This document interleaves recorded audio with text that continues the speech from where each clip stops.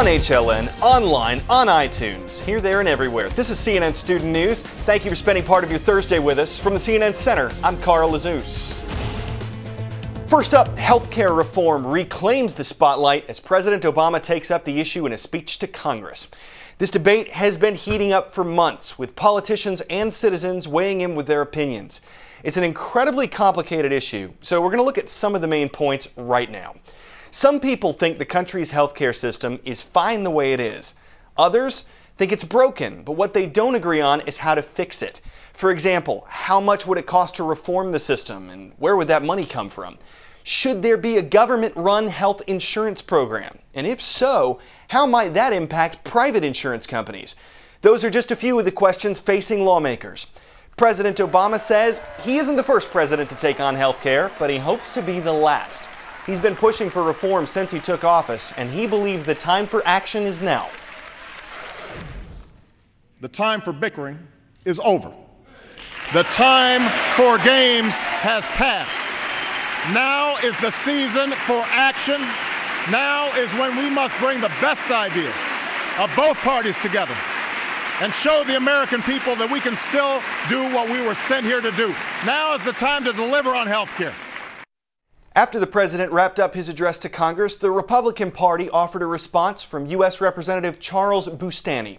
The Louisiana representative, who has more than 20 years of experience as a surgeon, says he agrees with parts of President Obama's plan, but he thinks it also presents several problems. Last night, he outlined some alternative ideas about how to improve the healthcare system and how to lower its costs. We need to establish tough liability reform standards, encourage speedy resolution of claims, and deter junk lawsuits that drive up the cost of care. Real reform must do this. Let's also talk about letting families and businesses buy insurance across state lines. I and many other Republicans believe that that will provide real choice and competition to lower the cost of health insurance. Time for the shout-out. Stephen Breyer, Anthony Kennedy, and Clarence Thomas are all members of what governmental body? If you think you know it, shout it out. Is it Congress, the U.S. Supreme Court, President Obama's cabinet, or the Federal Reserve? You've got 3 seconds. Go!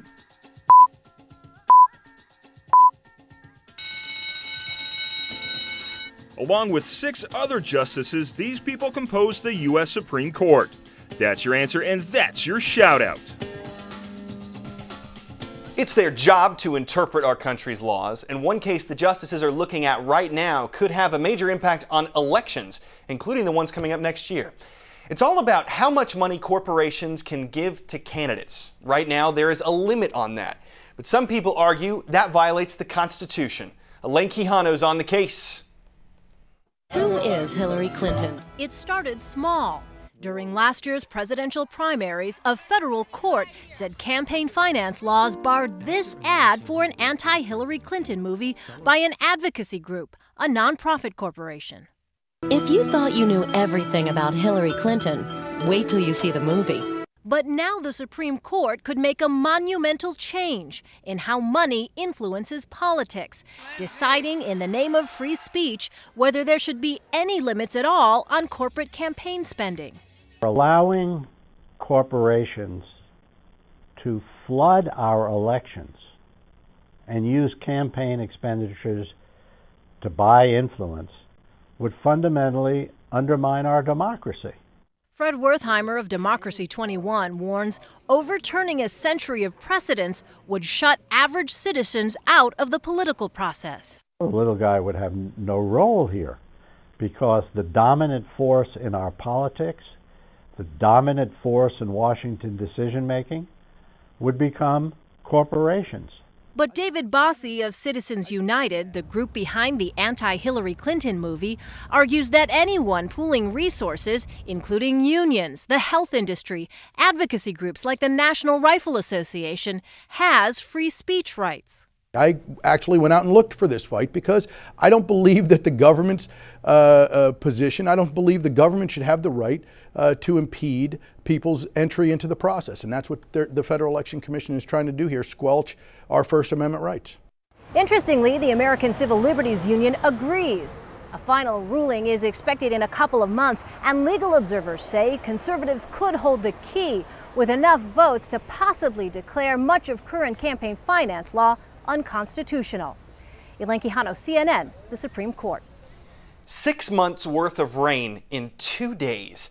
That is what residents in parts of Turkey are dealing with. This massive downpour triggered flash floods in the country this week, claiming more than 30 lives. In this video, look at this. You can see how the water rushed through a low-lying valley. It flipped and ripped up dozens of cargo trucks. Hundreds of other vehicles were washed out into the sea. The country's prime minister said emergency workers rescued around 1,300 people from the floods. He's already pledged money to get help and relief to the affected regions that need it. See if you can ID me. I'm a rock band originally from Liverpool, England. I made my first U.S. appearance in 1964. 20 of my songs landed at #1 on the U.S. charts, and I was inducted into the Rock and Roll Hall of Fame in 1988. I'm the Beatles, John Lennon, Paul McCartney, George Harrison, and Ringo Starr. They were a rock band. Now the Beatles are in Rock Band. A new game featuring the famous Fab Four is out this week. Lets players jam out on dozens of the group's biggest hits. Plus, it gives younger audiences, you, a chance to check out some of rock and roll's most famous songs nearly 4 decades after the band's last gig. That's not the only reason the Beatles are back in the spotlight. All 15 of their albums have been remastered and put back on store shelves. Meanwhile, a famous inventor wants to do some remastering of his own, but we're not talking about digital, we're talking liquid. More than 1 billion people around the globe don't have access to clean drinking water. Sure, there's water everywhere, but if it's not clean, it can cause serious consequences. Gary Tuckman looks at one idea designed to quench the problem. Water. It's the most abundant resource on the planet. Yet every year, millions of people die because they don't have access to clean water. So Dean Kamen, inventor of the Segway, decided to take this problem on with a machine he calls the Slingshot. We believe the world needs a slingshot to take care of this Goliath of a problem, bad water. He says the machine can turn contaminated water, like this dirty river water, into clean drinking water by boiling, distilling, and vaporizing it. In goes the bad, and as you can see, out comes the good. That is pure water. The machine is smaller than some other water purifying systems, making it more portable. It's ideally suited to go to places in the developing world. Kamen says it requires very little electricity and maintenance to function. But until he finds partners and distributors to keep costs down, slingshots won't be available to the people who need them most. We've got to find better strategies to deal with this incredibly unique and valuable resource called water that we have all come to take for granted, but will not be able to do that in the future. Gary Tuckman, CNN. Okay, before we leave you today, we got a story about something that's pretty darn fast. Usain Bolt may be the quickest person on the planet. He's got nothing on Sarah. The cheetah charged into the record books yesterday as the world's fastest land mammal. She made the 100-meter dash in 6.16 seconds. And then she went out and shaved some more time off in her second attempt. Now, for reference, sprinter Usain Bolt did it in 9.58 seconds, so cheetah wins. You think you could outrun her?